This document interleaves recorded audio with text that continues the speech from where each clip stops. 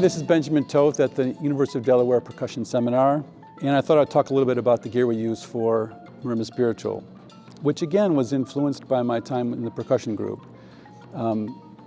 Each of the players in the first section have metal instruments, and it is definitely a low to high significance. So the lowest percussionist, we have large tam-tam, we have an A-natural chime, which was Alumni's cool idea, and a large Chinese cymbal. As we move up, the middle player has a wind gong, a tam-tam, something Zildjian calls a tam-tam gong, and a medium Chinese cymbal. And the highest player has very high, bright, brilliant metal sounds, including triangles and crotale type sounds, Burma bell. You can see the tom-toms are Chinese drums. You know, we're trying to emulate the sound of a taiko group. And so this sound seems to be the most appropriate. We play the drums right in the center. The pigskin is nice and thick, so you have a good attack, but a good full-bodied tone. Each player is required to have 2 Chinese tom-toms, low to high.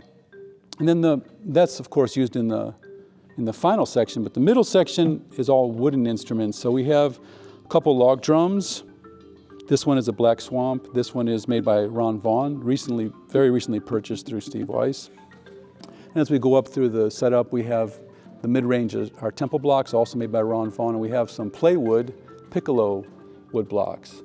The last instrument really in the setup that I haven't mentioned are the top player. Player 1 is required to have 2 high metal sounds and that are slightly resonant. So again, borrowing from Alumni's interpretation, we're using 2 saw blades that we can control the resonance with a little bit of tape.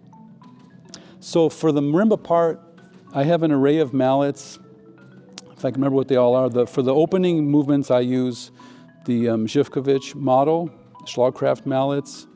I use them on rattan. Normally I play with cedar shaft mallets, but I find that rattan achieves a tone that I prefer, and I can manage to get through those first 2 sections with rattan, even though it's a little floppier than I might normally prefer.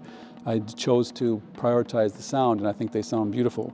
For the third section, the fast section, I have some innovative rattan series mallets. I use the 251 as the low mallet, the bass mallet, and then a 301 for the top 3 mallets. And then there's a section in the middle where I have to go really down to the low end and play kind of aggressively. I have a set of the Dan Moore mallets, also made by Innovative. They're a little softer and a little heavier.